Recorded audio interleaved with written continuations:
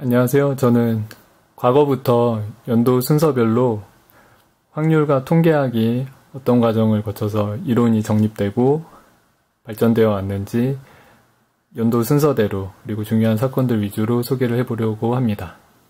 시간 테이블을 그려보면요. 일단 아주 옛날인데요. 1257년에 1279년에 이제 영국 왕실에서 견본 화폐 조사를 했습니다.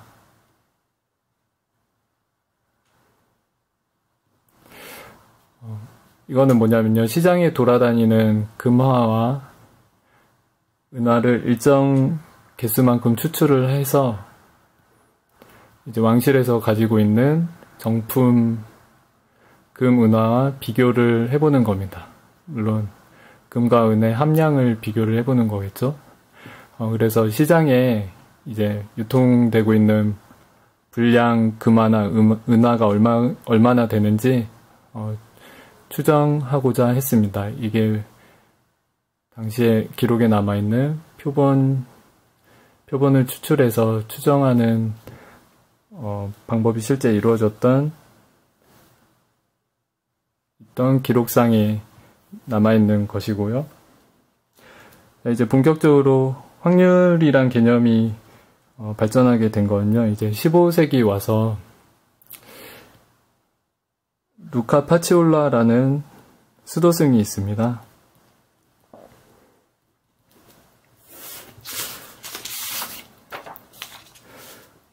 이게 루카 파치올라라는 수도승이 있는데요. 이 사람은 프란체스카 회의 수도사고요. 책을 한 권 쓰게 되는데요. 책 이름이 수학, 기하학과, 비례학의 정상. 꼭대기 이런 뜻입니다. 정상이란 책을 1494년에 쓰게 됩니다. 이 책에는 중요한 내용이 두 가지 있는데요. 첫 번째는 회계학에서 현재까지도 우리가 사용하고 있는 복식 부기법을 소개하고 있고요. 일명 더블 엔트리 시스템이죠. 엔트리 시스템이요. 자, 그리고 두 번째는요. 확률에서 앞으로 많이 회자될 득점의 문제입니다. 일명 The Problem of Points인데요. 이거는 나중에 프랑스의 파스칼과 페르마가 서신으로 교환했던 내용과 일맥상통한데요.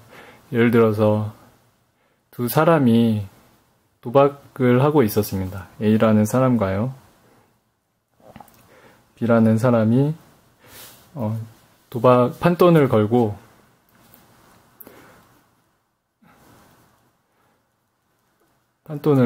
도박을 하고 있었는데요. 이 게임은 6승을 먼저 이기는 사람이 판돈을 가져가는 경기입니다.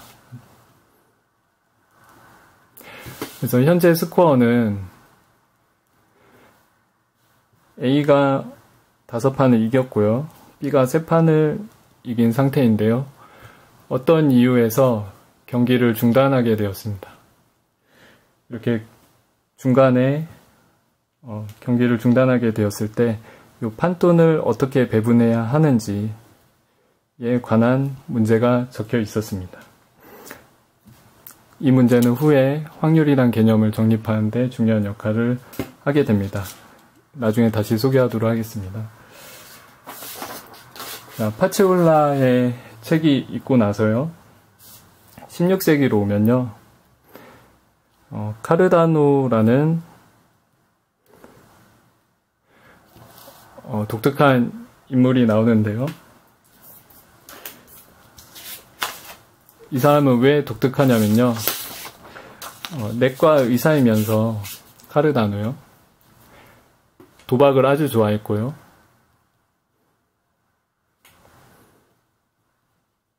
그리고 아마추어 수학자이기도 했습니다. 중독 수준이었고요. 도박 중독자. 그리고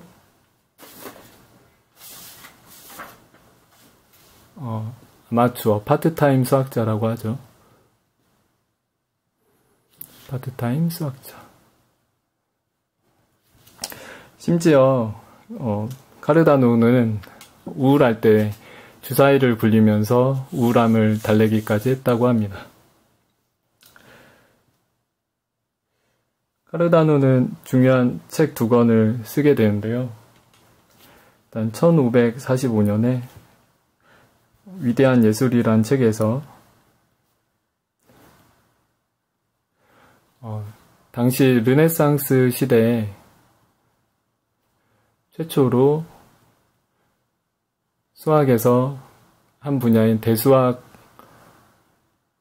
집대성해 놓은 책을 출간을 합니다.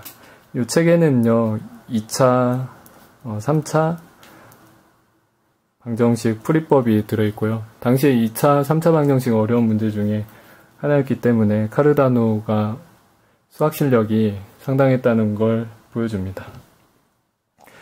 도박을 좋아했던 카르다노는 도박에 대한 논문을 쓰게 되는데요. 도박은 많은 부분 운의 좌우가 되기 때문에 이 논문의 제목은요, 운에 맡기는 승부. 도박을 얘기하죠. 승부에 대한 책입니다. 이 책에서 2가지 중요한 단어를 소개를 하는데요. 일단 현재 우리가 사용하고 있는 확률이란 단어를 소개를 하고 있지는 않지만 현재 우리가 사용하고 있는 확률이란 단어와 유사한 개념을 통계학적 측면으로 소개를 합니다.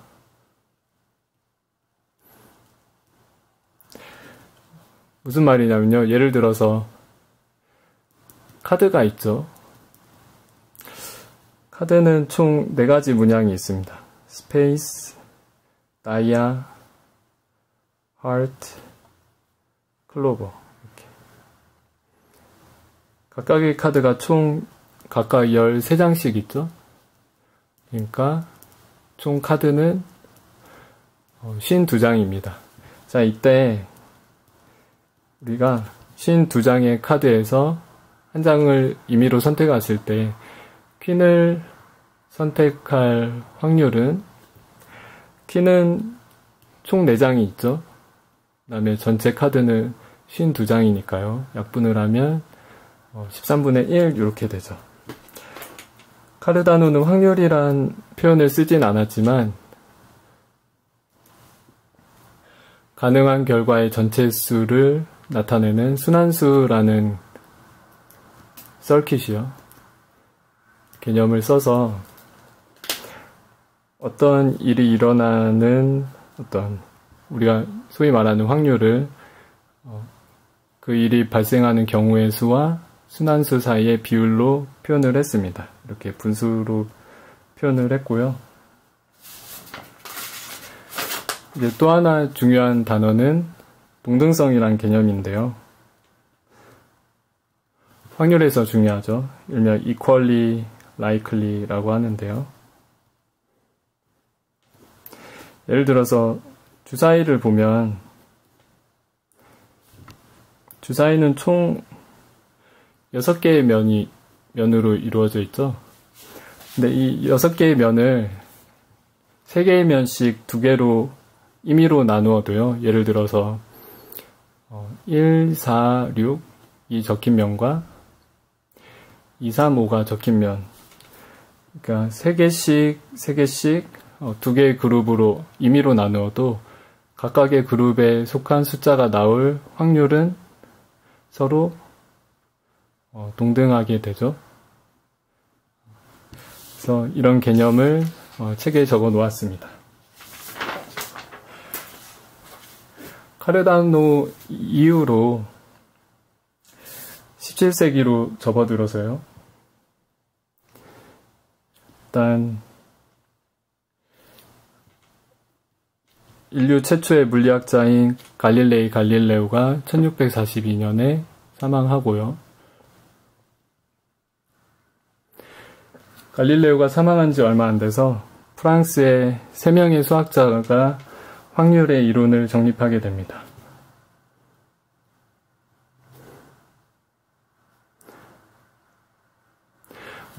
당시에는 전화나 인터넷이 없었으니까요. 이들은 서신 왕래를 하면서 정보를 주고받았는데요. 이 세 사람에 대해 잠시 알아보면요. 파스칼과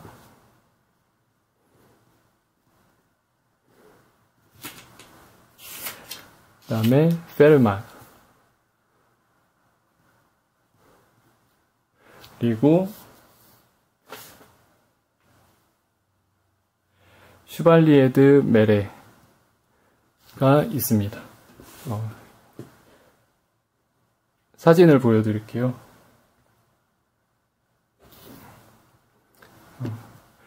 슈발리에드 메레, 이 세 사람이 서신을 왕래하면서 확률 이론을 정립하게 되는데요.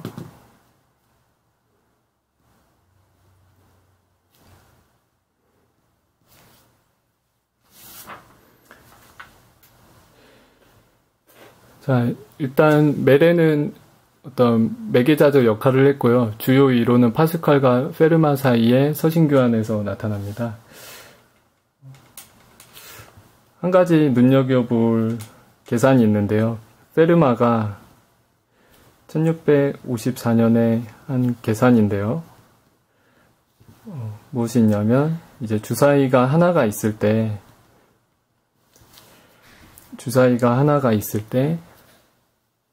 이 주사위를 4번 던져서 적어도 한 번 6이 나올 확률이요. 6이 나올 확률. 확률을 계산하였는데요. 같이 한번 계산해 볼까요? 적어도 한 번 6이 나올 확률은 4번 던졌을 때 한 번도 6이 나오지 않을 확률을 1에서 빼주면 되죠. 이를 계산하면 대략적으로 0.517, 0.5보다 살짝 높게 나오고요. 주사위를 2개를 던졌을 때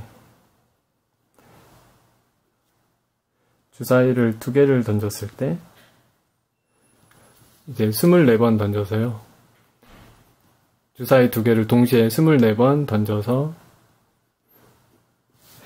적어도 한번 둘 다 6이 나오는 거예요. 이거를 더블 식스라고 하는데요.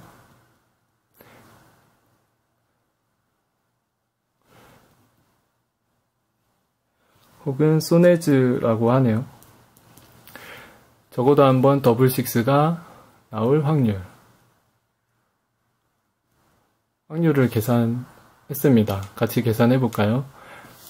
24번 중에서 더블 식스가 나오지 않을 확률은 총 36가지 중에 35가지고요.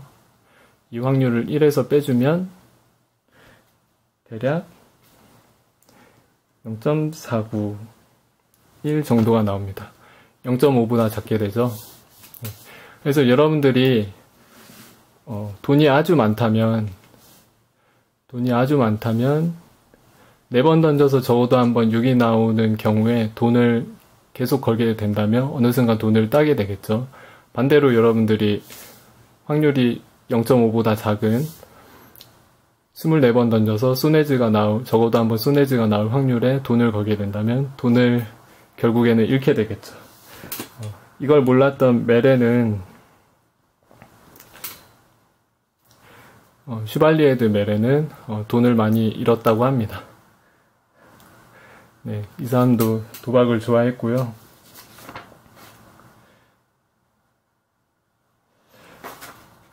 특히나 파스칼과 페르마는 서신왕래를 하면서 아까 처음에 파치올라가 소개했던 그 득점의 문제요. 문제의 해결책을 이론적으로 제시하게 됩니다. Problem of the points요. 그래서 확률이란 개념을 이론적으로 정립하게 되고요. 확률 이론적으로 정립을 하게 되고요. 그들이 한 말 중에 이제 유명한 말 중에 하나는 이제 도박꾼들은 자신이 동의한 규칙에 따라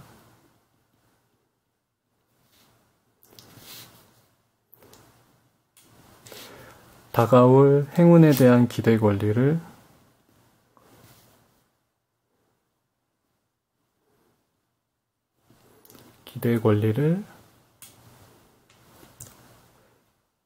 지불받는다.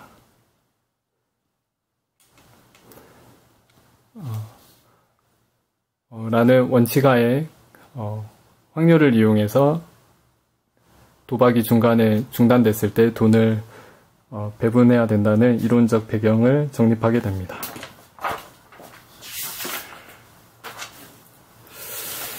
이렇게 프랑스 3명의 수학자가 확률에 대한 이론을 정립하고요. 이제 얼마 안 있어서 네덜란드는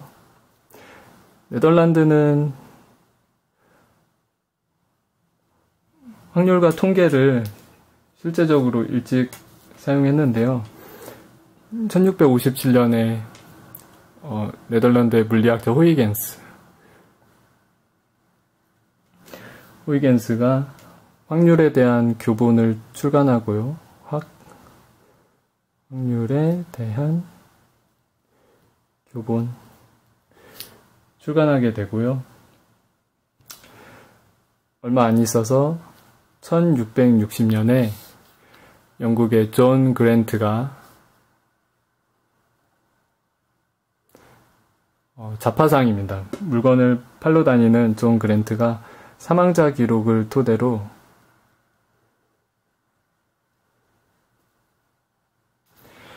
인구 통계학적 연구를 시작하는데요.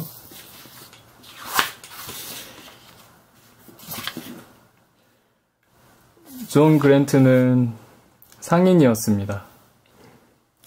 과학자가 아니었는데요. 능력이 많아서 재능이 좋아서 나중에 과학왕립협회에도 회원으로 들어가게 됩니다. 이제 그랜트 혼자서 인구 통계를 시작한 건 아니고요. 당시 유능한 과학자였던 패티의 도움을 받아서 공동으로 조사를 시작합니다. 이들은 표본을 이용했는데요. 궁극적으로 인구를 조사하는 궁극적인 목표는 성별과 어떤 여러 가지요. 사회적 지위, 아니면 나이, 아니면 뭐 종교, 직업이나 계급, 이런 것들의 전체적인 분포를 알아내는 것이 그들의 목표였습니다. 그들이 이용한 자료는 이제 각 교구에 가면은 사망자와 출생에 대한 정보가 있는데요. 사망과 출생에 대한 모든 교구를 조사할 수는 없고요. 몇몇 교구를 표본으로 조사를 해서 전체 인구를, 런던의 전체 인구를 추측하는 작업을 했습니다. 그랜트가 추측한 논리를 소개를 하자면요.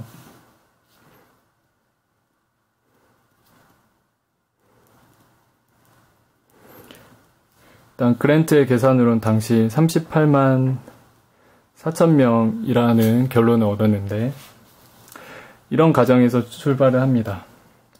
아기를 낳을 수 있는 가임 여성이 2년 동안 2명의 아이를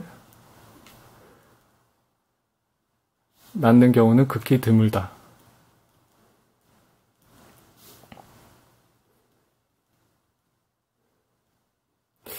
이런 전제에서 출발을 하고요. 당시 교구에서 얻은 자료에 따르면 사망자 수는 매년 1만 3천 명이었습니다. 반면에 출생아 수는 이보다 조금 작은 출생아 수 1만 2천 명이었어요. 출생아 수가 1만 2천 명이라는 얘기는 가임 여성이 이의 2배인 2만 4천 명이라는 추측을 하게 되고요. 위의 전제에서요. 이제 비가임 여성이 있겠죠. 비가임 여성도 가임 여성과 비슷한 숫자만큼 있다고 한다면 총 여성의 숫자는 성인 여성이요. 4만 8천 명이 되겠죠? 그렇죠? 자, 그렇다면 당시 영국의 일반적인 한 가정에 한 가구의 식구가 8명으로 이루어져 있다면, 여기는 하인 포함입니다. 하인을 포함해서 한 가구당 8명이라고 한다면 요 4만 8천 명의 여성들이 하나의 가구당 한 명씩 속했을 때 이제 8을 곱하면요 38만 4천 명이란 결과를 얻게 됩니다. 당시 이 결과는 실제 생각했던 것과 차이가 커서 의외의 결과로 받아들여졌는데요. 나중에 또 다른 과학자가 이를 좀 더 보완하게 됩니다. 자, 그랜트가 영국 런던의 인구를 추정을 하게 되고요. 그리고 얼마 안 있어서 네덜란드에서는 1660년 후반에 네덜란드에서는 벌써부터 인구 통계학적 자료를 이용해서 보험 정책을 실행하게 됩니다. 그래서 일명 보험 통계라고 하죠. 보험 통계 기초로 해서 보험 정책 실행하게 됩니다.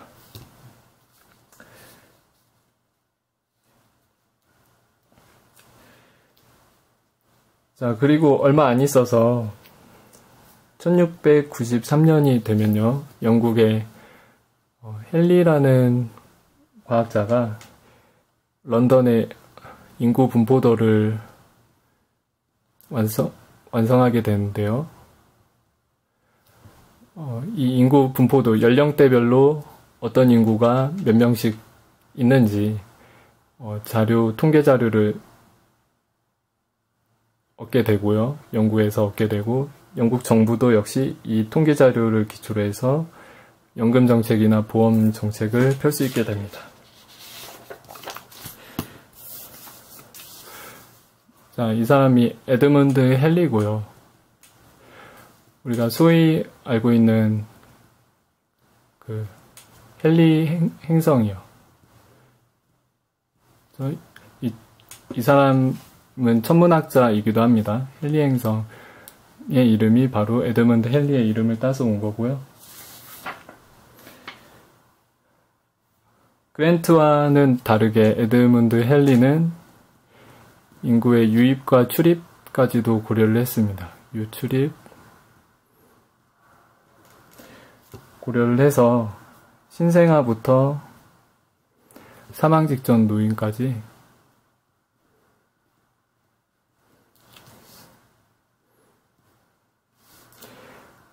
전체 인구가 어떻게 분포되고 있는지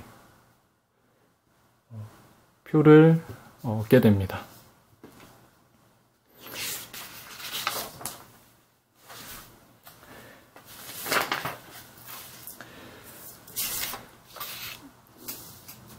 자, 이제 확률과 통계가 점점 일상생활 속으로 가깝게 들어오기 시작했는데요. 다시 한번 이론적 발전을 이룬 시기는 1733년